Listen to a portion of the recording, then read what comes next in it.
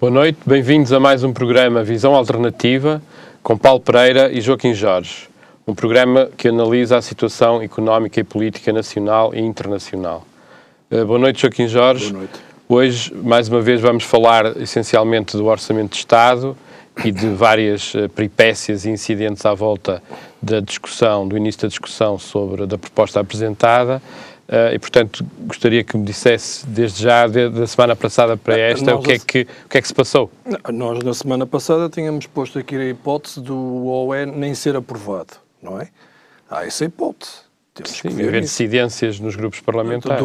Mesmo deputados, não é? Mas como os deputados estão os altos interesses dos partidos e depois dos lugares deles, portanto, isso não se vai pôr na maioria.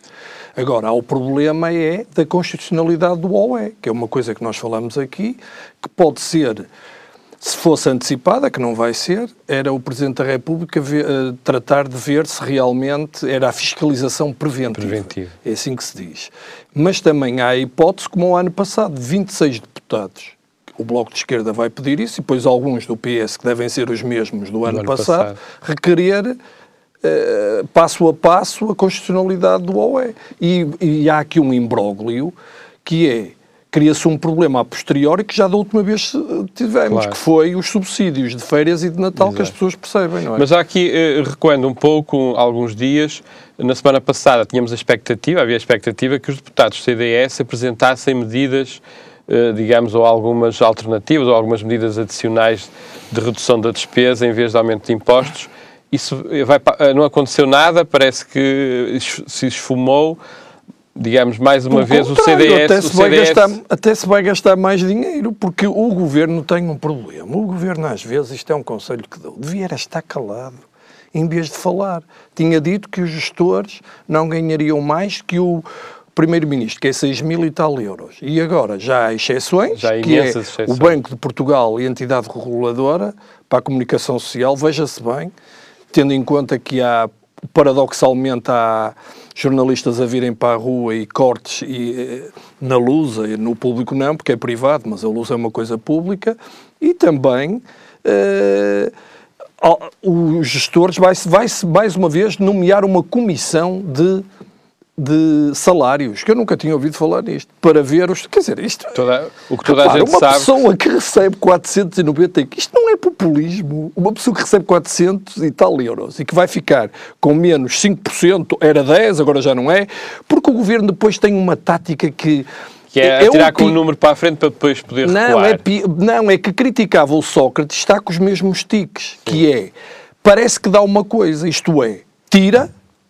e depois dá aquilo que nunca deu. Isto, vamos ver se a gente se entende. Tirou 10% do subsídio de desemprego. Agora recuou. Parece que deu, não deu nada. Claro, e ainda vai tirar 6%. Mas será que este último anúncio da proposta de redução dos subsídios de desemprego e de doença, isto não será mesmo já ultrapassar os limites do aceitável? Claro. Não vai haver, isto não vai, digamos, provocar de vez um afastamento brecha social da população deste governo? Mas só se sente, repare, o meu timing é janeiro de 2013, o fim do mês de janeiro de 2013, claro, que é quando as pessoas não tiverem o dinheiro. Repare, isto é lamentável. Como é que é possível? Um desempregado, eu acho que no Governo não sabem o que é o desemprego e estar doente. Uma pessoa sem trabalho e sem doente, e nem lhe vão tirar o pouco que recebe, ou os direitos que tem. É que há aqui uma coisa que é muito importante.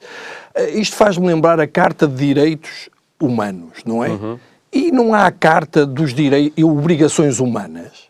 Então não há contratos, nós fazemos descontos e o Governo não tem a obrigação de cumprir. Se não consegue cumprir com o que acordou, que corte nele, não sei.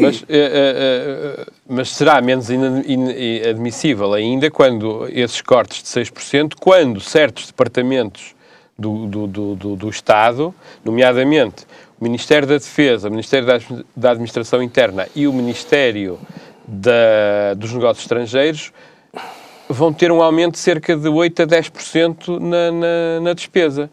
Ao mesmo tempo, corta-se dos mais pobres. Isto é uma atitude digamos, pensada do Governo, ou é mais uma daquelas coisas que se fez atabalhoadamente? Como é que interpreta... Isto faz-me... Eu vou fazer uma analogia. Isto parece um carro em andamento em que temos uma rua que diz que a rua não tem saída e continua-se a alta velocidade. Vamos bater. Vamos bater. Eu acho que vamos bater. Repare, como é que é possível um funcionário público acreditar num governo que lhe tira o subsídio de Natal, tirou-lhe o subsídio de férias, tirou-lhe 30%, 1,5 mais 5%, e os pensionistas até 10% e não sei o que mais, e o déficit continua, foi um descalabro.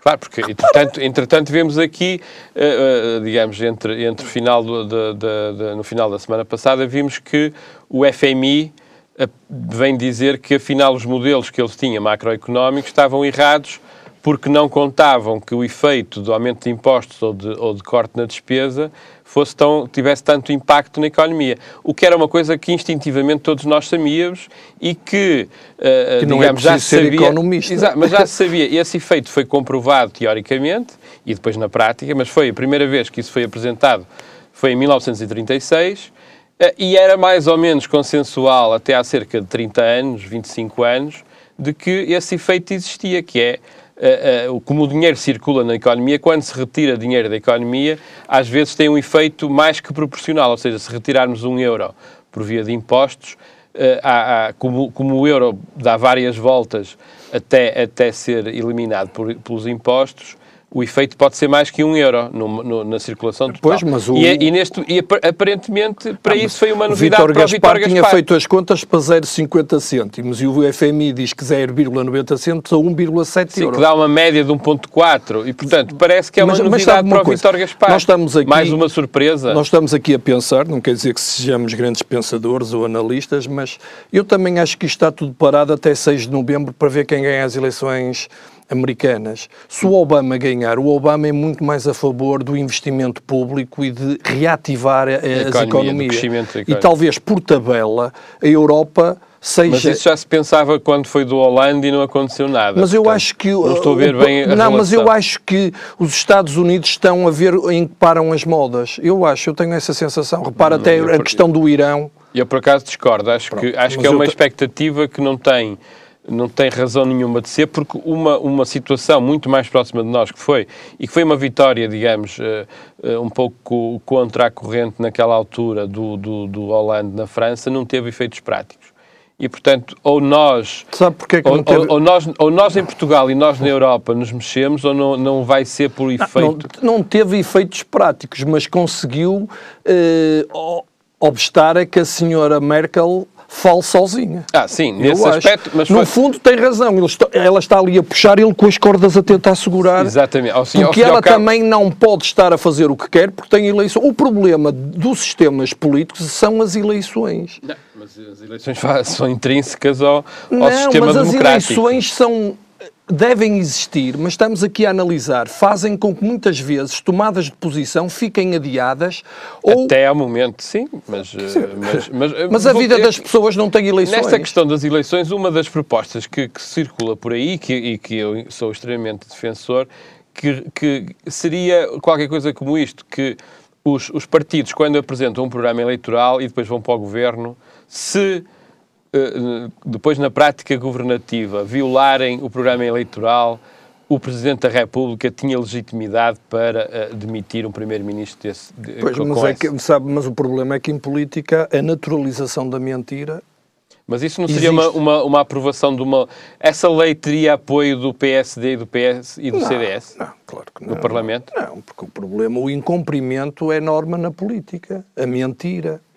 Mudar de posição. Mas um destes três partidos não teria vantagens a apresentar? Se houvesse um Senado, aquilo que eu propus, de pessoas éticas, um deles poderia ser o Adriano Moreira, que pudessem alterar determinadas normas. Ou propor leis.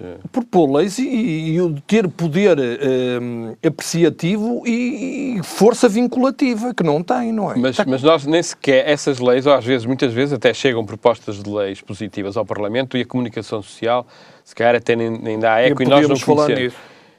Mas, para mim, esta seria uma medida relativamente simples. Porque é que, por exemplo, um Bloco de Esquerda não apresenta uma proposta deste género? Ou um CDS? Partidos mais pequenos não seriam beneficiados? O Bloco de Esquerda há tempos apresentou uma proposta que eu acho perfeitamente legítima, que é uma pessoa que faça 40 anos de desconto. Atenção, não é 40 anos de idade. Que fez descontos ao longo da vida. Poderia ter à volta de 60 e poucos, não é? Porque poderia. Porque se tivesse começado aos 20, com 40, teria 60. Há muita gente que pode reformar aos 65 anos e pode ter só feito 15 anos de desconto, não é? Percebe? E, portanto, eu acho que isso era uma norma que... E depois os partidos entram em guerra porque foi aquele que apresentou, não foi o outro. Sobre a substância da proposta de lei, mais sobre folclore, digamos assim, da partidarite, não é?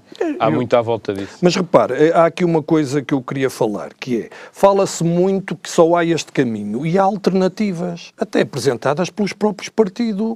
Repare que na altura da TSU e o próprio no CDS há um senhor, que não estou agora a lembrar o nome, que já foi líder do CDS-PP e que é contra, por exemplo... Foi o Ribeiro e Castro. Exatamente. O PS continua a propor mais tempo para a consolidação das contas públicas. Eu não ouço muita gente falar nisto, porque também é culpa da comunicação social. Sim, sim. Porque a comunicação social critica o caminho seguido pelo governo, devia dar ênfase à proposta e às ideias. Por exemplo, criação de um banco de fomento no apoio ao investimento. Sim, já andámos a falar nisso há um mês e ainda não se deu nenhum passo. Fundos comunitários. Colocar ao dispor da economia 3 mil milhões de euros do CREN. Agora foi acelerado, o CREN teve um ano parado, basicamente, e agora foi acelerado. Linha de crédito de 5 mil milhões de euros a contratar com o BEI de um fundo de recapitalização para apoiar as pequenas e médias empresas. Essa proposta do Partido Socialista já tem quase um ano. Pronto, expansão dos postos de combustível linha branca. Agora parece vai arrancar. Acho muito bem, em vez de estar só nos centros comerciais, em todo lado, para todos os portugueses terem gasolina mais barata. Sim, é importante. Repara, agora o Bloco de Esquerda propôs uma coisa que eu por acaso concordo, que é imposto sobre as grandes fortunas. Arrecadaria 1 milhão de euros. Novo regime de... 1 milhão ou 1.000 milhões? 1.000 milhões. Novo regime de IMI, 100 milhões. Novo regime de IRS, que não é este que está. Ia buscar... Eu, por acaso, eu sou contra o aumento de impostos. Acho que a prioridade tem que ser sempre... Mas eu não estou a dizer aumento de impostos, é reformular a forma como está feito o IRS. Ok. Aumentar mais o IRS de um lado e introdução de escalões de IRS. Reintrodução. IRC 950. Tributação de movimentos financeiros. Imposto sobre a herança. Por acaso isto eu não concordo. Para herdar ter que pagar. Fim do aumento do IVA na restauração. É pagar uma parte que recebe. Eu por acaso concordo. Acho que o imposto sobre heranças... deveria ser parecido com a média do imposto IRS que anda à volta de 20%. Então, eu posso ir dar uma casa e nem ter dinheiro para manter, ou pagar 2 vezes o IMI. É preciso que se diga isso. A classe média não tem fundo de maneio. Não tem liquidez. Não é? Pode ter alguns bens, contributo dos fundos das seguradoras, isto da restauração. Por exemplo, são propostas e há outras. Sim, Por exemplo, eu, da CGTP, deixar de haver transferências para as PPPs. Os benefícios fiscais das grandes empresas. E para as fundações. E para a RTP. E para a RTP continua a gastar 220 milhões de euros e nós só vemos isto tudo aqui negro, mas estamos a dar aqui ideias. Sim, é inexplicável. Eu considero inexplicável e considero que não há, e tem um pouco de razão, apesar da comunicação social falar nestas coisas, ainda não se vê a população mobilizada para dizer que por este caminho não vamos lá. Sabe, porque eu vou-lhe explicar. A comunicação social é muito culpada dos partidos do arco do poder estarem sempre no poder. Isto faz-me lembrar, no futebol, só falam do Porto, Benfica e Sporting. Exatamente. Agora, às vezes, o Braga, mas o Braga tem que se pôr em bicos de peixe. Claro. Está errado. Para uma pessoa ser conhecida, antes tem que ser desconhecida. Para estas ideias serem boas... É preciso que sejam divulgadas e debatidas. Uma vez, 2, 3, 4... Da mesma maneira que... Aliás, não repara, desculpe de interrompê-lo, já reparou que agora o PSD é que aparece sempre nas televisões e nunca aparece o PS? Tem muita dificuldade. Muito pouco, é verdade. Ao contrário. Muito pouco. E até depois dizem que o António José Seguro é uma oposição pouco eficaz, precisamente porque é educado. É uma pessoa... E eu, digamos, a minha opinião é de que o timing do António José Seguro, do Partido Socialista, digamos, ser mais agressivo na oposição não é este. O Governo está a fazer agora, vai apresentar agora o seu segundo orçamento completo e, portanto, eu penso que o Partido Socialista só poderá ter uma posição mais forte mais daqui a alguns meses. E, digamos, felizmente ou infelizmente, não sabemos, depende de como é que a execução orçamental... Mas repara, por falar nisso que está a falar, atenção que estes partidos podem ficar pulverizados, como aconteceu em Itália, que ficam pequenos. Porque sim, agora há um claro, novo partido, repara, o Bloco de Esquerda vai deixar de ter o peso que tem, porque há ali uma facção que quer uma criar... mais radical que já criou um novo partido. O Francisco Louçã saiu hoje. Sim, portanto... o Bloco de Esquerda penso que vai sofrer alguma coisa, mas... É pena. Mas por exemplo, do lado, digamos, à direita, parece-me que esta manobra do Paulo Portas saiu completamente já furada devia ter saído. E não resultou em nada, os próprios deputados não apresentam nada, esfumou-se, digamos, há uma certa desilusão também do eleitorado, Basta provavelmente ver pelo nos CDS. Açores. Mas há aqui uma coisa que queria voltar, que é a questão do Partido Socialista, que anda a repisar, e não só o Partido Socialista, e a própria Manuela Ferreira Leite e outras pessoas mais ligadas à área do PSD e do Governo também têm dito, ou pelo menos que deveriam estar ligadas, a questão do tempo.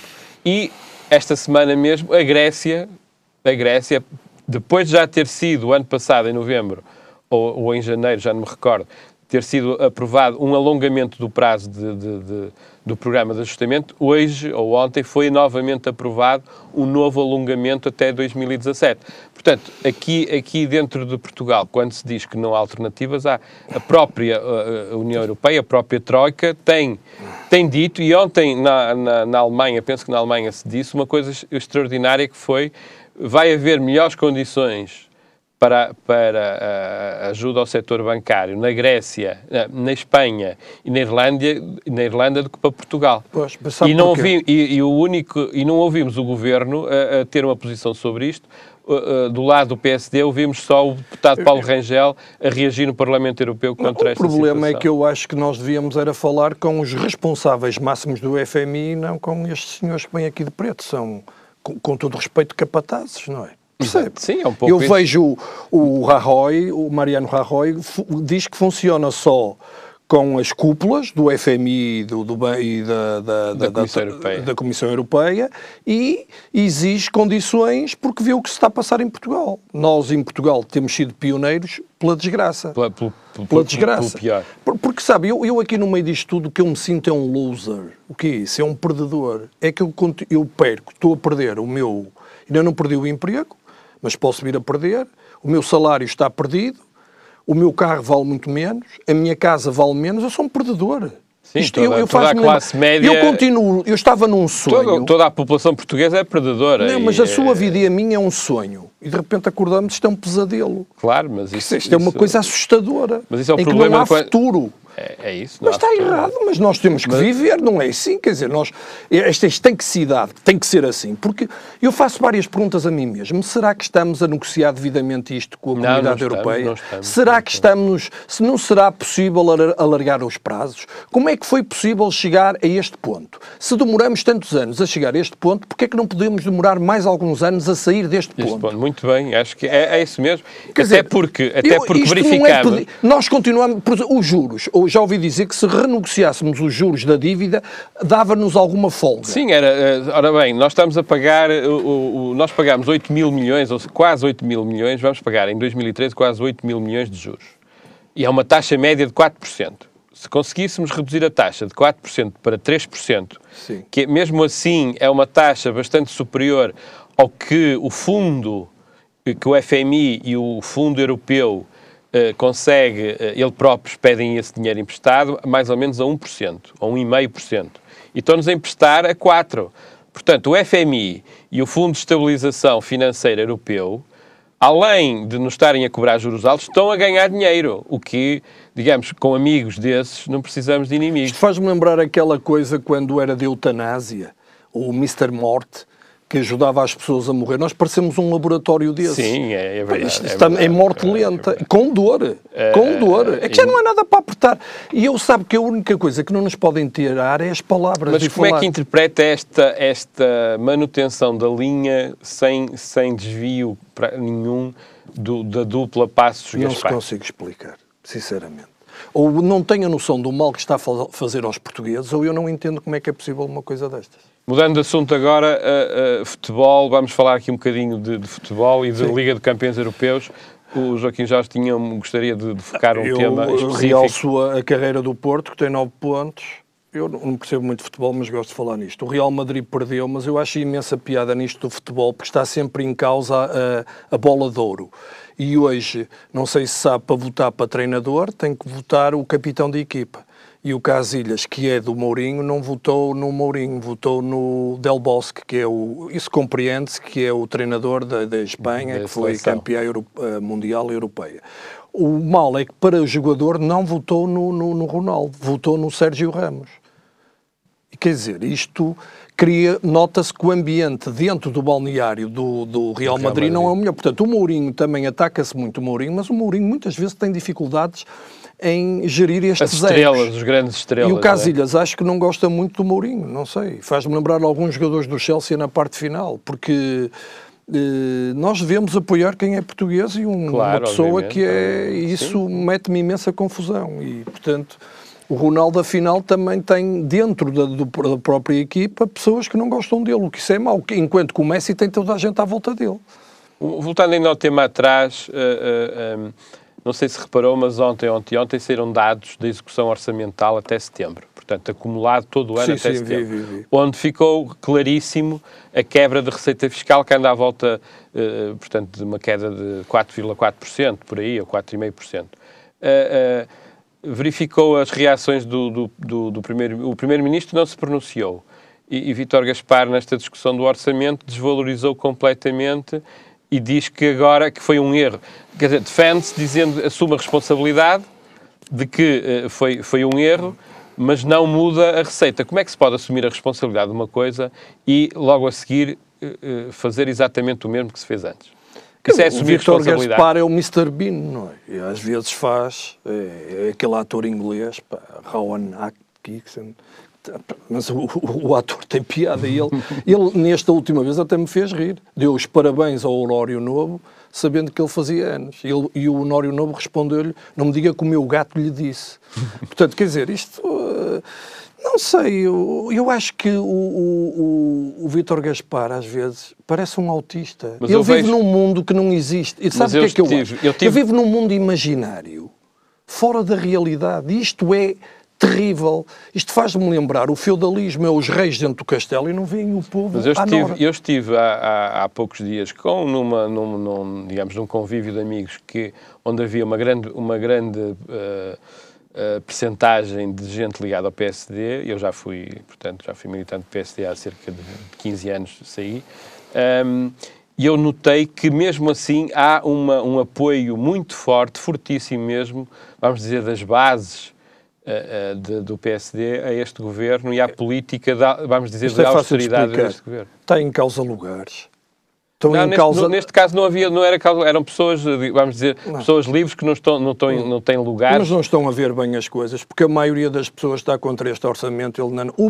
O orçamento é um problema que é um problema. Já viu? O orçamento ainda não foi aprovado, é um problema. E depois, dentro do problema, é o próprio problema.